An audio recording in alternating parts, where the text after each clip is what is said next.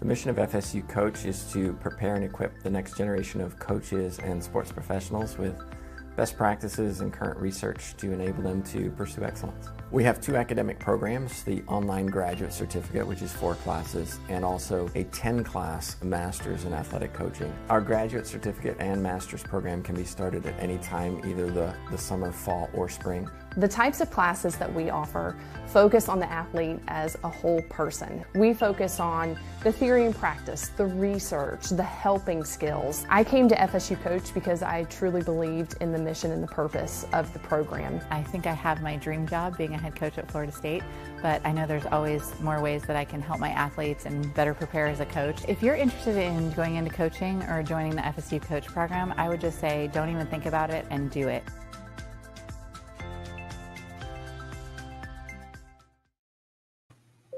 Well, hello everybody. Welcome to another edition of FSU Coach Live. My guest today is Yolanda Bronston.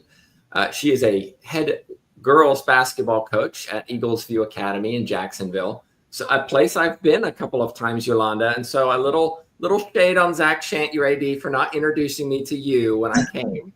But it's great to have you on the show. And I know you're coming to our clinic in a couple of weeks. So looking forward to meeting you in person. Just give us a little bit of a background of how you got into this role. Sure. Thank you for having me, Tim. I'm super excited to be here. Thank you for everybody that's tuned in today. As you mentioned, my name is Yolanda Bronston. I live in Jacksonville, Florida. I have the pleasure of being the head coach at Eagles View Academy. And I got into coaching after my playing career was over. So I played at Central Connecticut State back in the 1900s, a long time ago.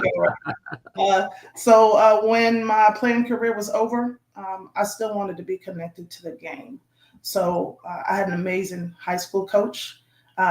Rest in peace to Mickey McGuigan, but he allowed me to come in after I finished my playing career and become his assistant coach at Blacksburg High School in Virginia, which is my alma mater.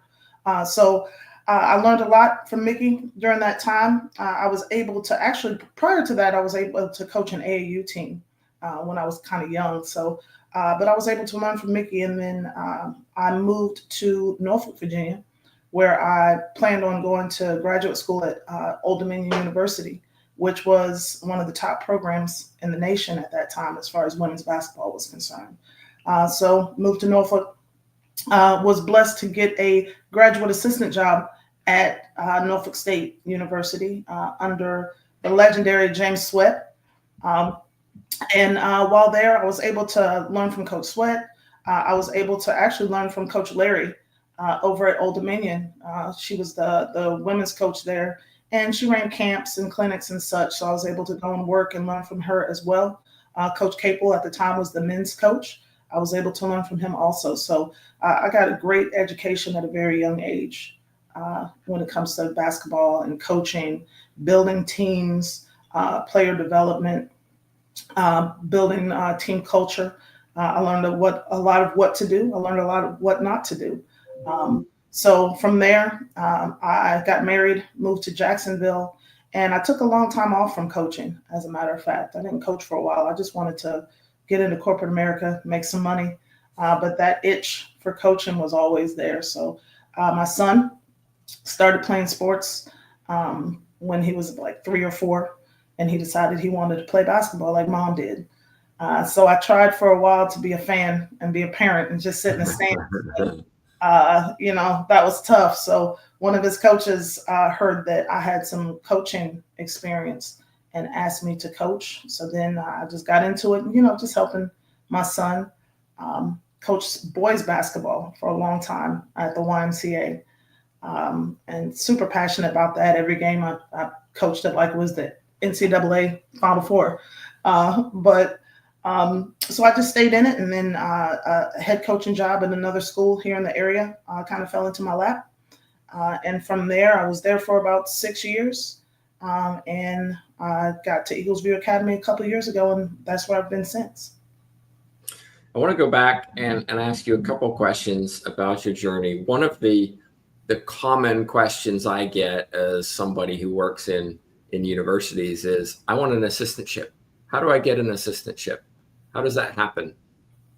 how did you get an assistantship? What is required in order for somebody to go from maybe a college student to a graduate student who is assisting a program? Is it networking? Is it knowledge? Is it a combination of both? Is it something else? I think it's a combination of both, Tim, but it starts with networking. You have to go out and you have to seek out those opportunities. So, when I went to Norfolk and I was planning on going to graduate school and I wanted to coach, I had to reach out to every coach in the Hampton Roads area.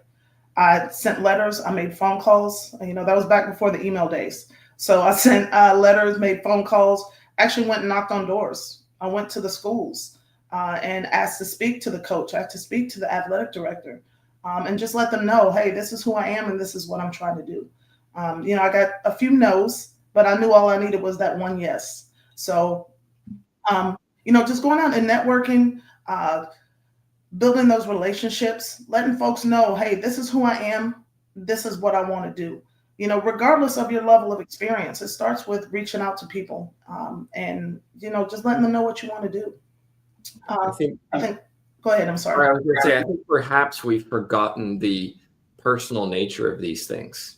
Yes. It's so easy to send an email. It's so easy to send a text message or something like that to, hey, this is what I'm looking for. Do you have anything available? Rather than making a phone call, communicating with somebody, as you said, knocking on doors, or even writing a handwritten letter. Those things seem to have been forgotten, but really do make a difference. Absolutely. And that's actually what I was getting ready to say. Like now, the primary forms of communication nowadays is the text message and the email. But, they always say that first impression goes a long way. So it's important to go out and show your face, because now that going out and showing your face and shaking hands is going to make you stand out. Folks are going to remember who you are. So I feel like that's so important. And the kids that I mentor, the kids that I train and coach now, I tell them, go up, use your voice, shake hands, introduce yourself, look people in the eye. That's going to make them stand out and make people remember who you are. Yeah. You mentioned as well coaching boys basketball, and we've had one or two guests on the show, particularly females who have been coaching male sports. What was your experience like with parents and even the kids of, well, this is boys basketball. You're not supposed to be coaching. What was that like? Well, I loved it. I absolutely loved it. I actually thought that I was going to my plan was to continue to coach boys basketball. So, the age group that I taught, they were in like middle school. So, fundamentals of basketball are fundamentals. The game is the game. So regardless of gender, the kids at that age have to learn the same things. So, when it came to parents, I had great parents. They understood that their kids were getting a great foundation of fundamental skills that were going to carry them into the next step for them, which was their middle school teams, their high school teams. So I had a great experience. I love seeing, these little boys that I coach now, 6'5", 6'6", 6'7", in college. Some of them have started families. So it was an amazing experience. And it taught me a lot, but I loved my time with all those young men. Any resistance from parents or anything like that?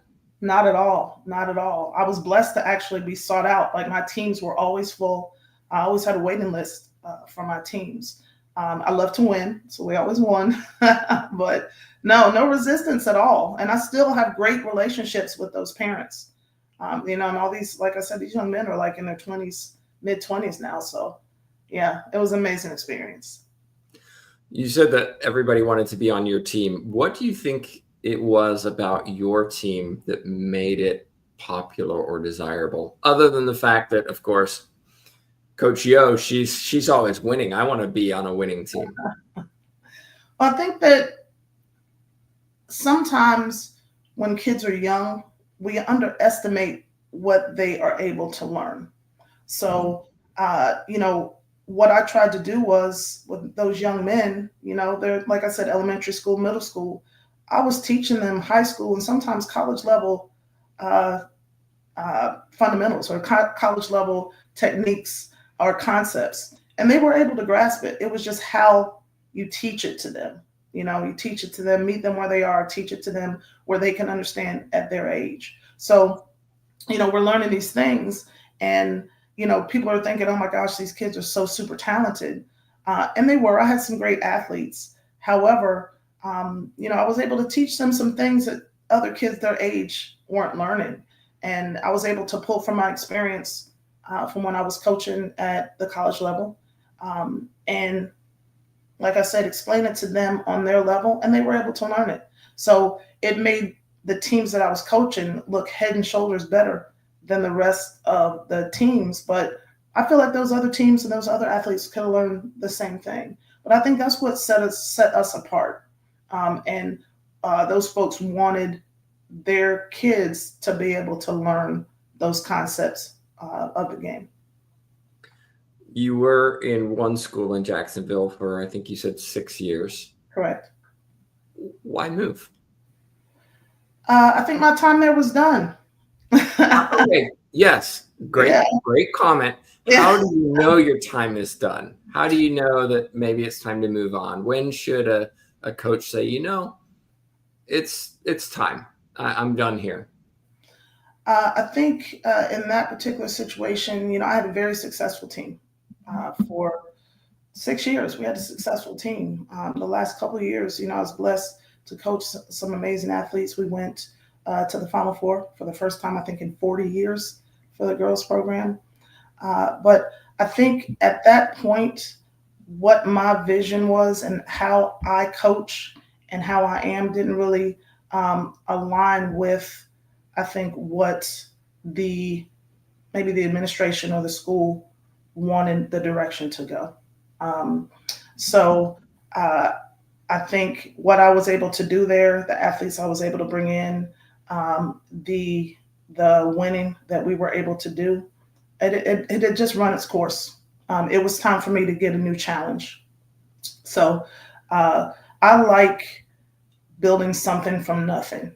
I'm also, along with, coaching and my day job, I'm also a project management professional. So I like taking, bits and pieces and figuring out how to put them together to be successful.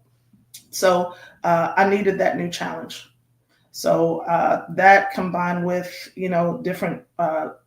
different visions for where the girls program should be made me make the decision that it was time for me to move on.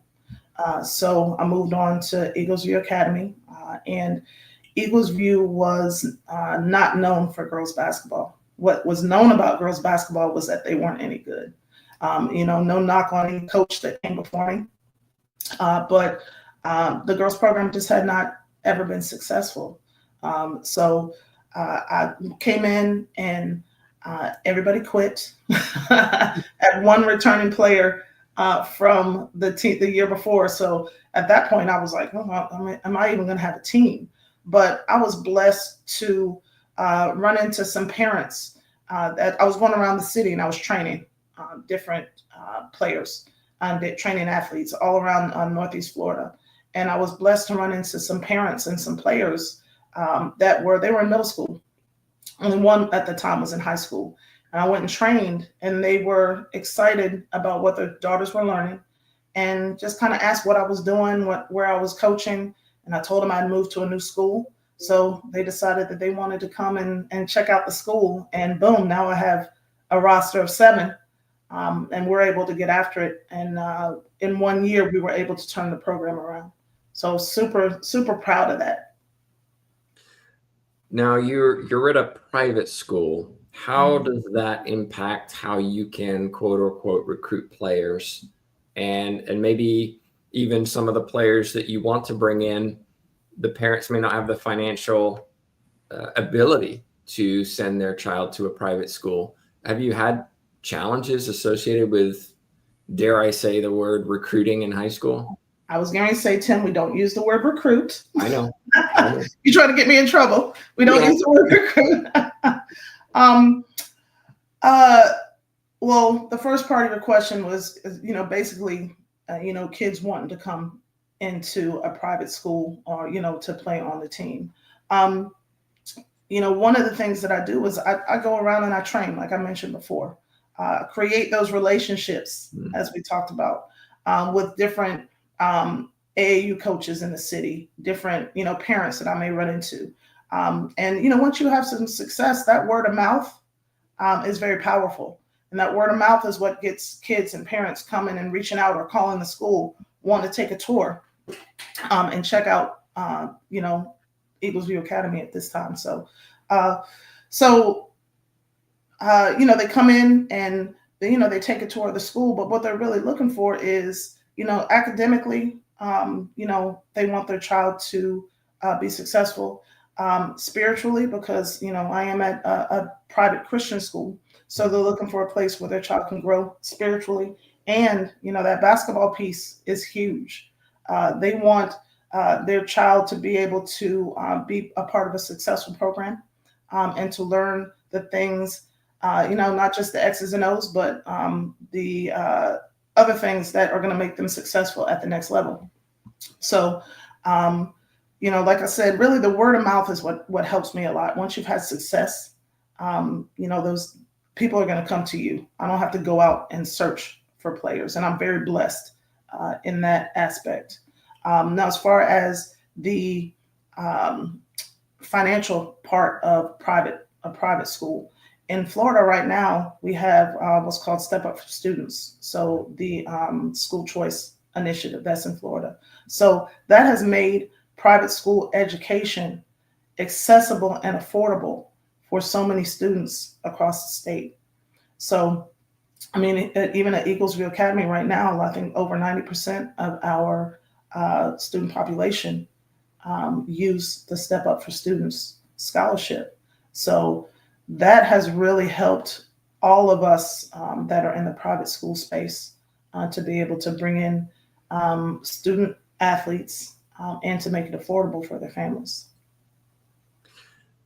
You're at a Christian school, private or non-private, you're at a Christian school. And then I suspect as a coach, you're held to maybe a higher code of ethics than might be held to in a public school or a club program, etc. Mm-hmm. I'm wondering how you face the challenges of being in competition, maybe dealing with those unfair calls, maybe dealing with things that happen on and off the court that cause coaches to be exacerbated, upset, angry, you name it. We could add a number of adjectives in there. Mm. Do you feel the responsibility of that while you're coaching, knowing that I'm supposed to be setting the example here for my athletes? And we could argue that all coaches should be thoughtful about that, but particularly in a religious institution, that seems to be a paramount concern for administration. Mm-hmm. Well, that's just who I am. I don't really feel any pressure as far as, oh my goodness, I can't do that. I have to set the example.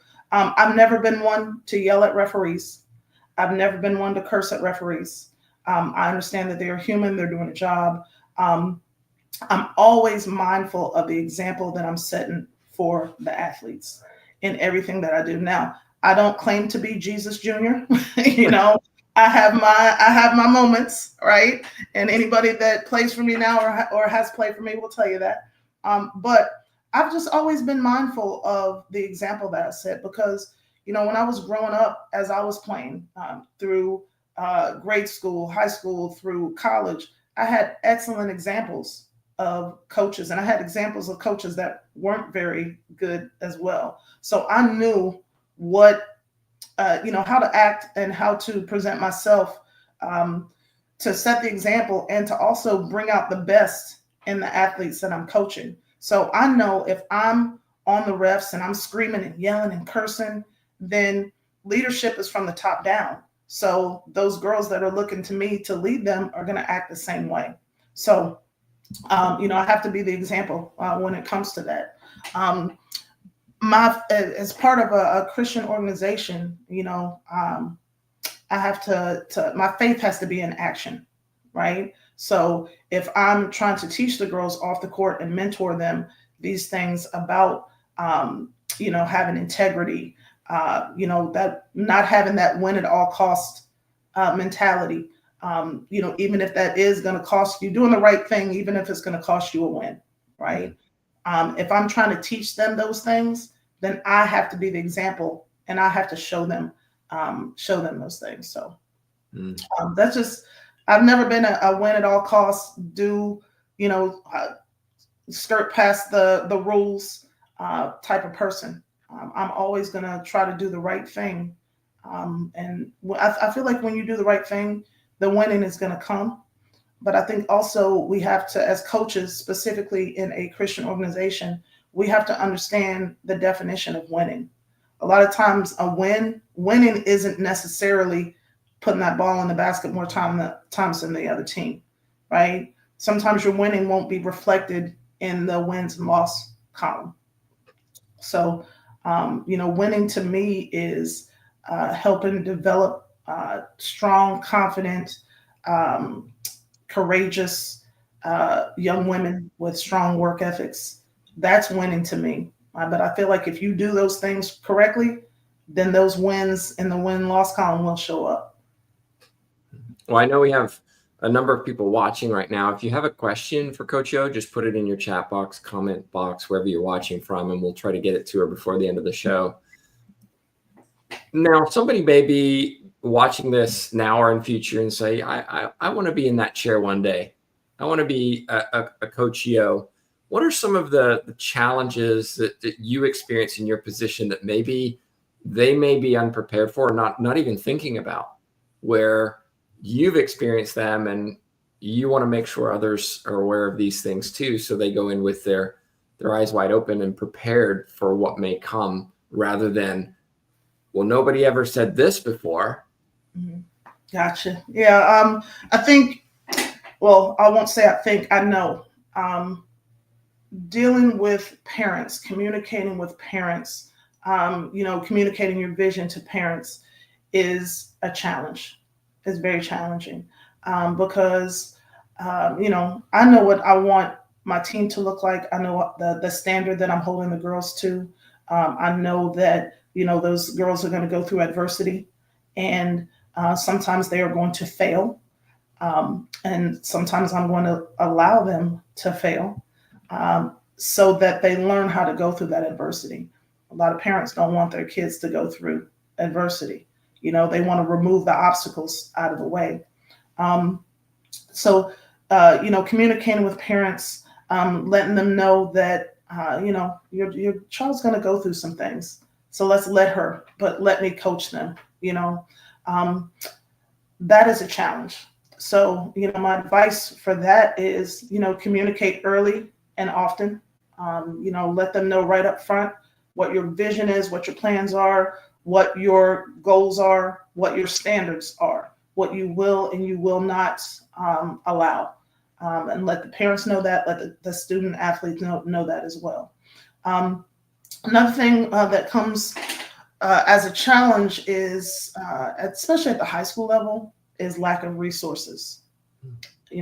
So a lot of times you got to make something out of nothing, or you have to know how you can run a program with very limited resources.